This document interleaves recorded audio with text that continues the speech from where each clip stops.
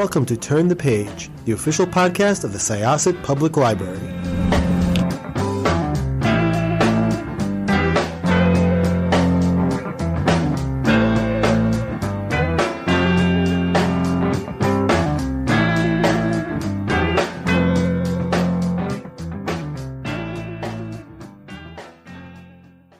Welcome to Turn the Page podcast with Stacy and Jessica.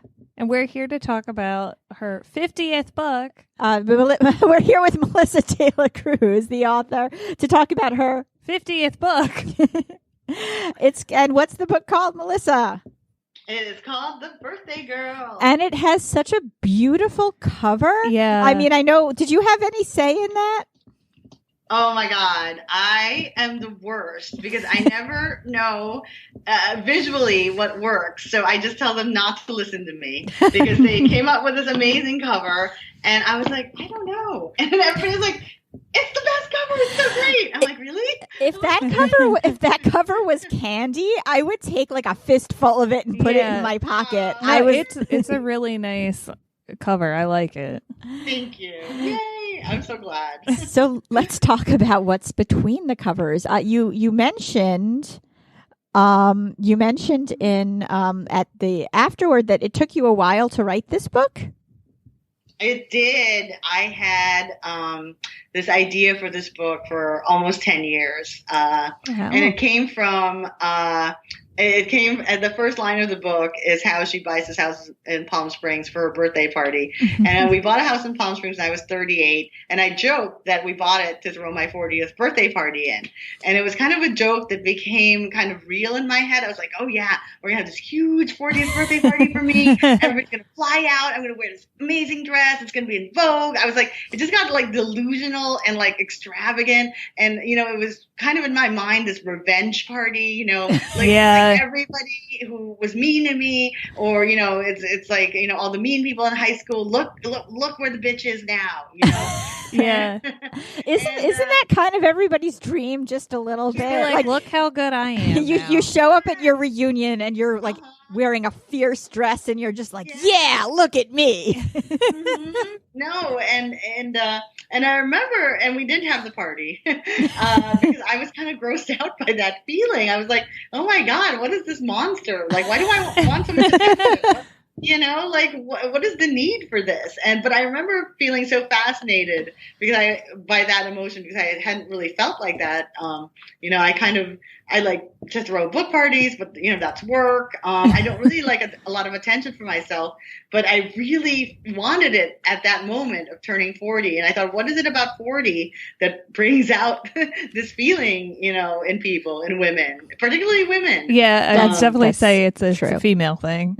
Yeah, and so I talked about this book for 10 years, and my husband said, just write it already. So I finally wrote it. Well, it's great. I read it in a day and just couldn't put it down, especially like, because at first I'm reading about Ellie and I'm just like, oh my God. And it's funny because like a blurb that I read, you said she's reminiscent of Mimi Force from the Blue Blood series. I was like, oh my God. I was like, no, 100%. She's like Mimi.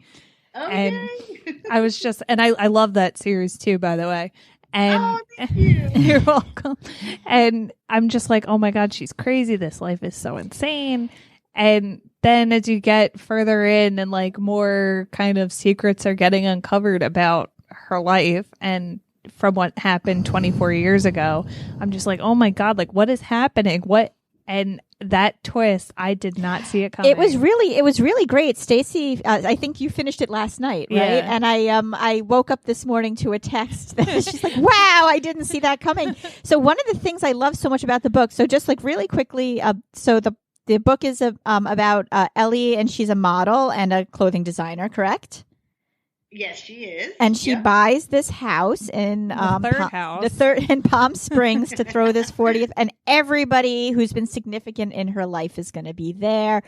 And there's a whole bunch of other things going on at the same time. She and her husband Todd, they're like Stinson, yes, because she had been married to somebody, De La Florent. Yep. Archer. And she and her husband Todd, they have twins, and you know, like their other kids. they're going through that whole, like, they've been married for a while and they're a little crunchy at each other, but they do still love each other, which I adored. That was awesome. Oh, yay. Yeah, their relationship made me really happy in the end. I wasn't really sure. I mean, I don't want to spoil anything. I wasn't sure where it was I'm sorry. No, it doesn't, like, we were talking about it just before the call that, like, we did not see this coming. We thought it would be something completely different. And I'm like, the entire time, I was like, oh my God. And my husband's just like waiting to turn off the lights at night. So, like, for me to finish this book so he could go to sleep.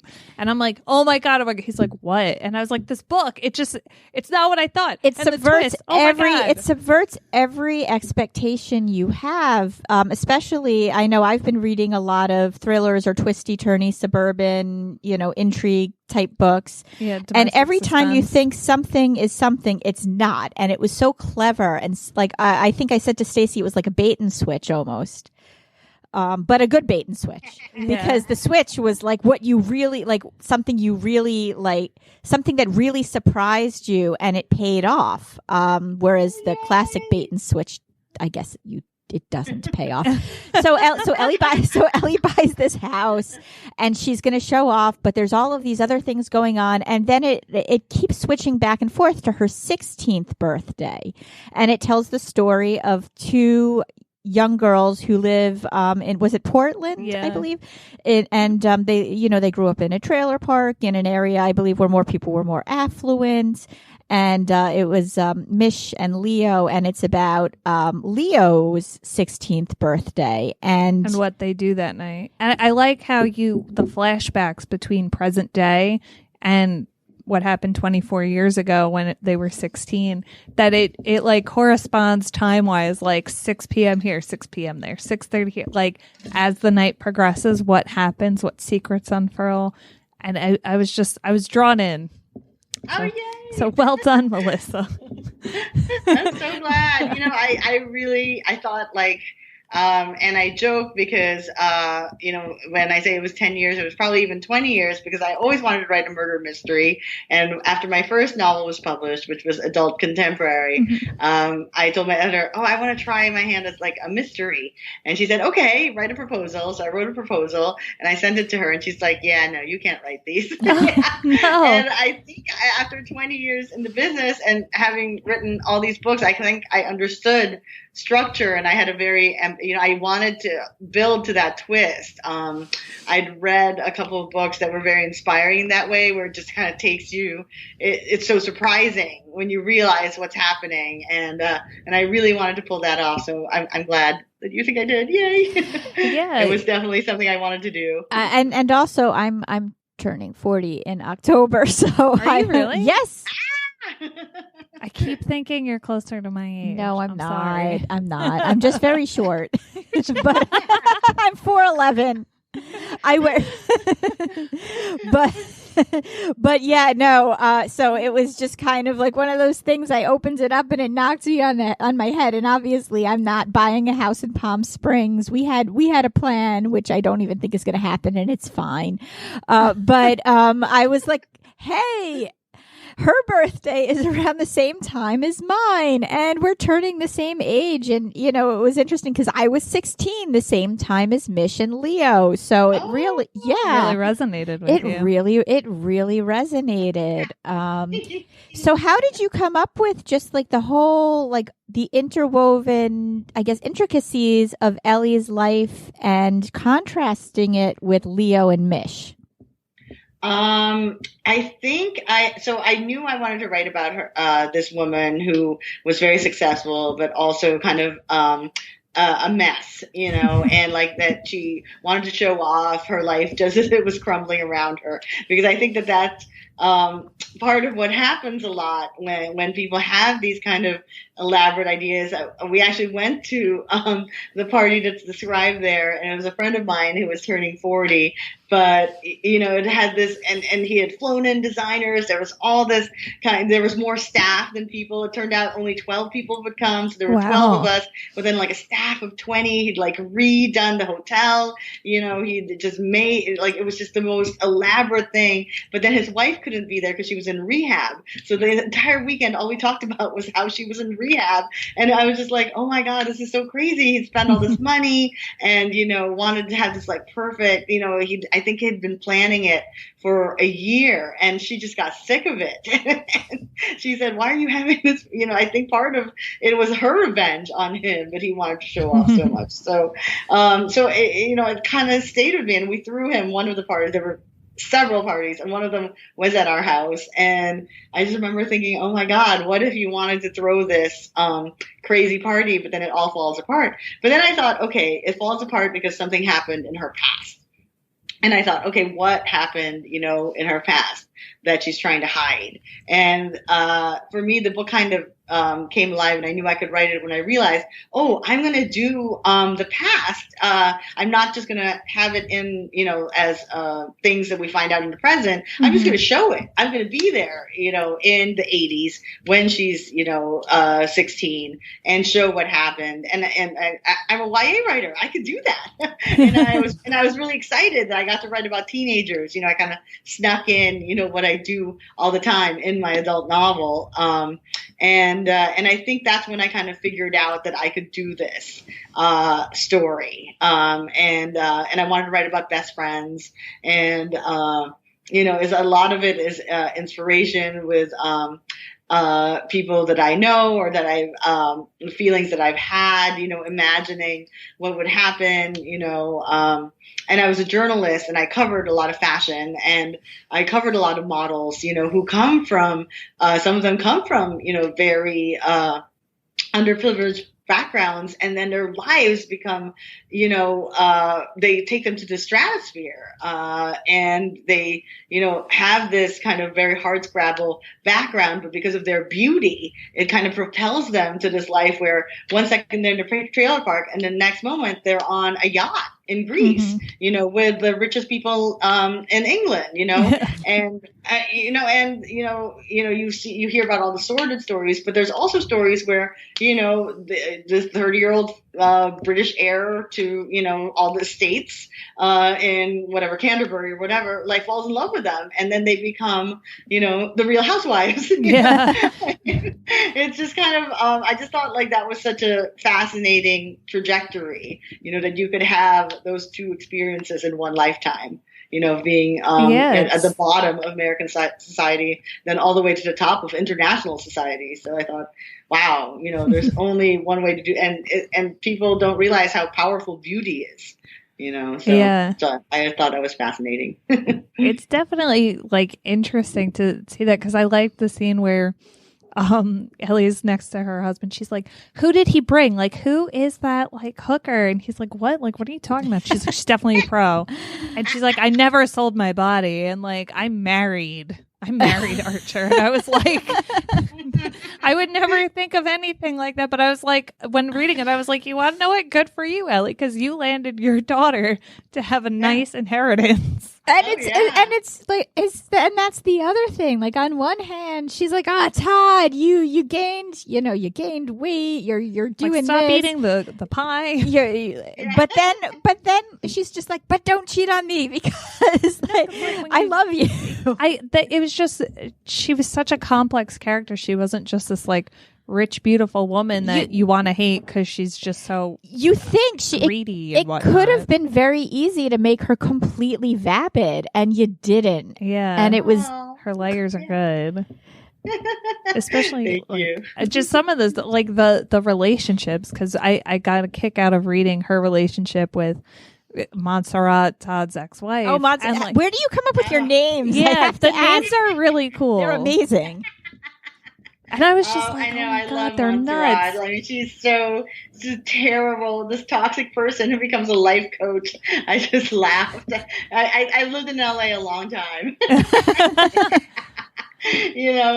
And these people would have these crazy backgrounds, and they would do these horrible things, and then you'd say, oh, what's happening with her? What happened to her? And we're like, oh, she's a life coach. I'm like, her? Yeah, like that. How her life, and now totally she's like a serene yoga, I mean, I just thought, oh my God. And so that came from that,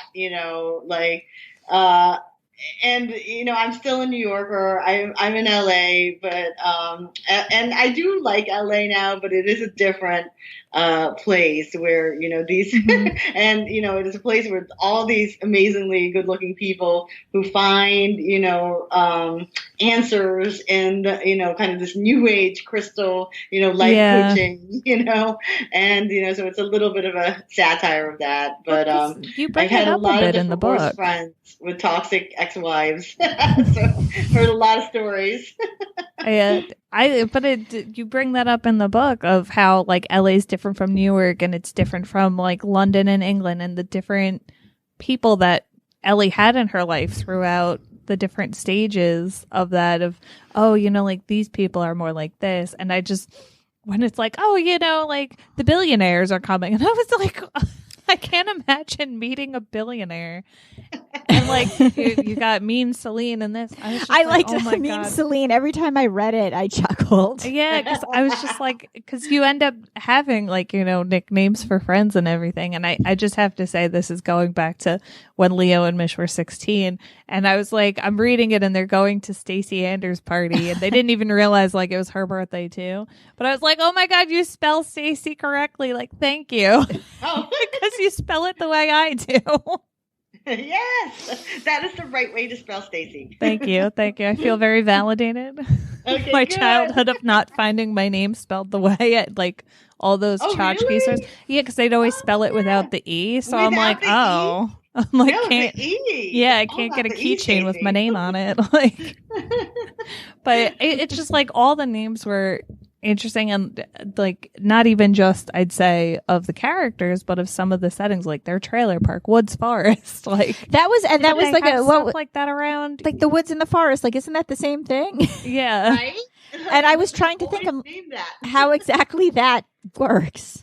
Yeah. But I mean, you find names of like either like affluent neighborhoods or even like trailer park homes that have like, like welcome to. I'm trying to think of one that I know offhand. There's so many. I drive past. There's them. so many knob hills like everywhere. Oh, yeah. But that's usually it's an affluent area, and I know now that like I've seen like back in the day before the name of the neighborhood was kind of put in like an iron lettering that's like not against anything that you can graffiti. There was one that I know I drove past several times, and of course they put the obligatory S in front of it because they're gonna like somebody is gonna call it Snob Hill and vandalize it. Yeah. They've made it more difficult to do that, but I've seen Knob Hills in several different places.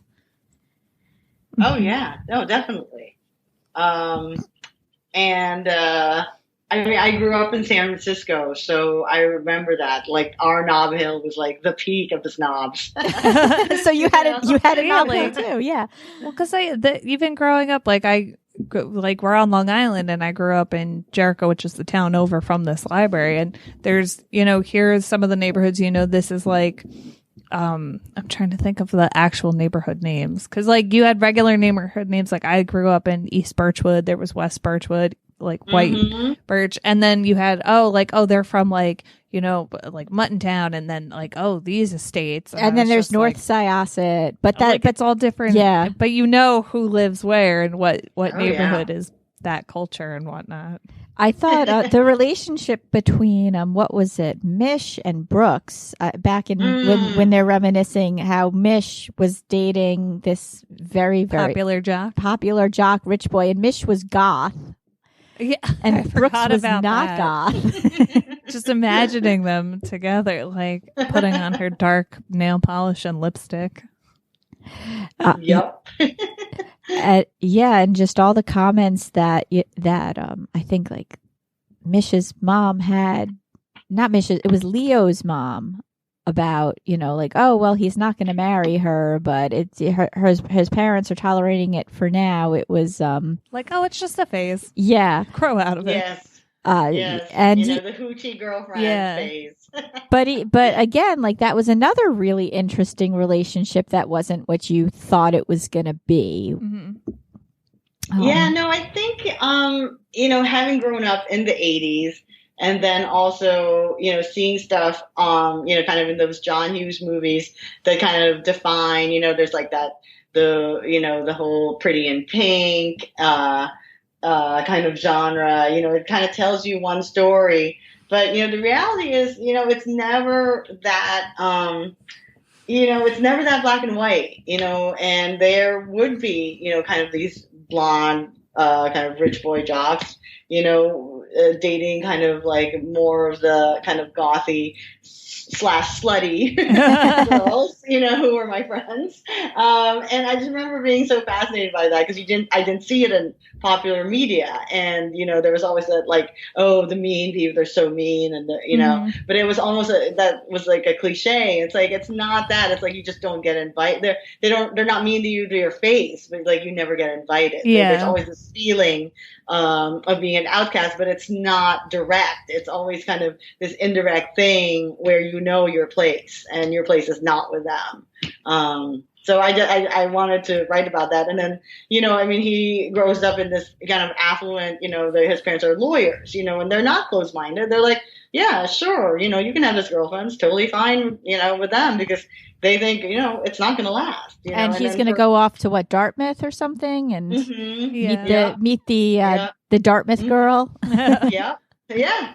And I was talking to a couple of friends who grew up, kind of like that. And I remember a friend of mine said, I would sit there and they were all going to Dartmouth or Columbia or Harvard. And she was like, I could barely, I barely passed SATs. And then she ended up having this huge company. She was so, kind of never went to college, but built this business.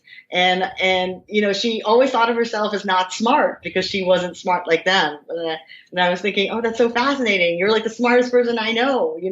She was so street smart and, knew the trends and built this, crazy thing. And I thought, oh my God. And she, a little bit, she inspired the character too. But I remember that was a story she said about going to those parties and knowing those people. Because there was a part where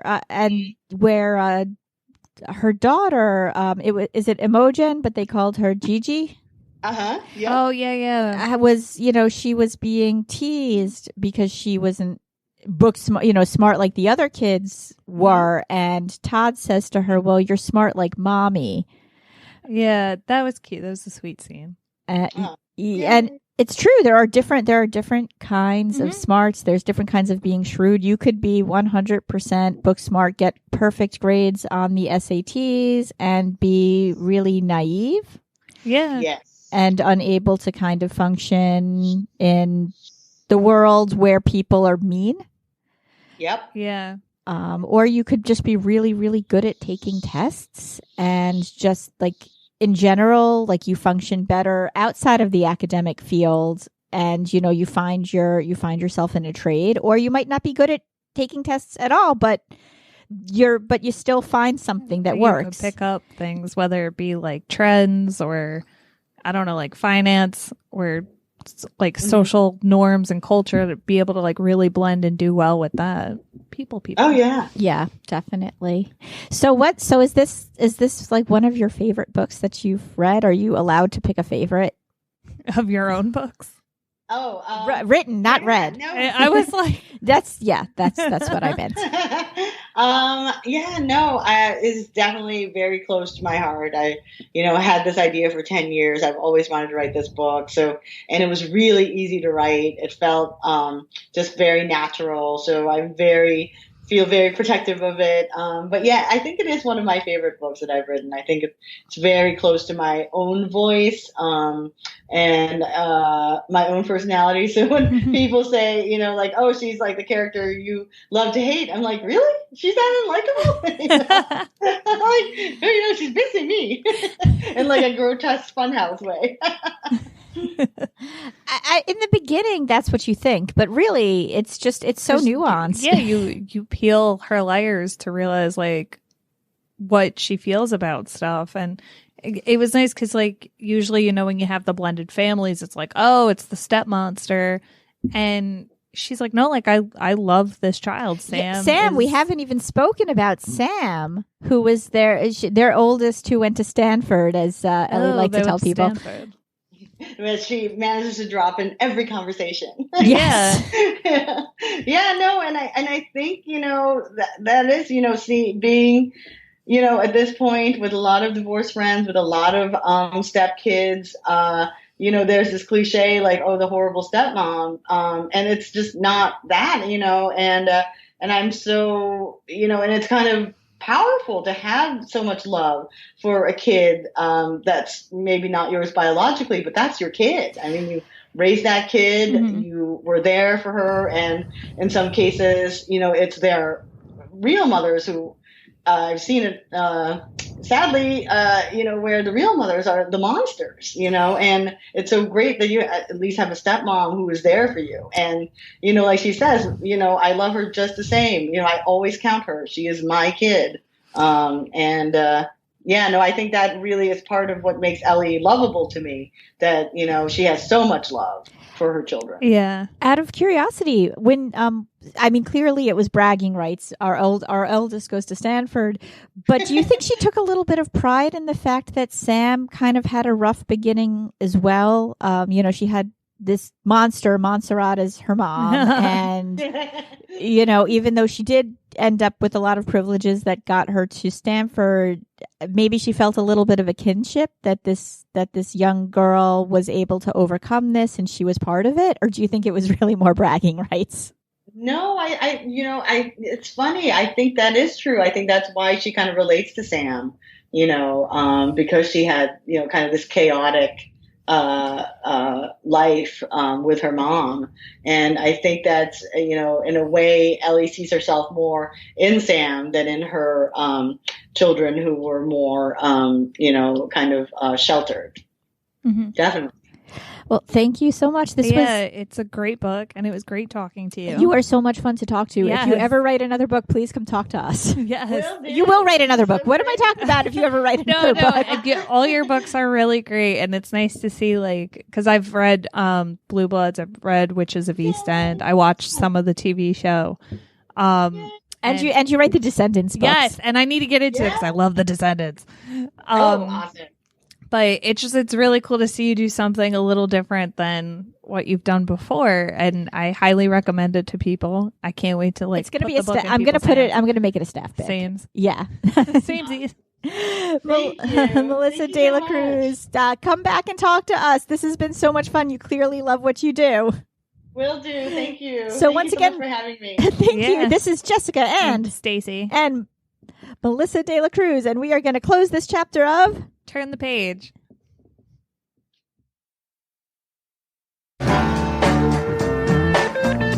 It's time to close this chapter of Turn the Page. Join us for the next episode.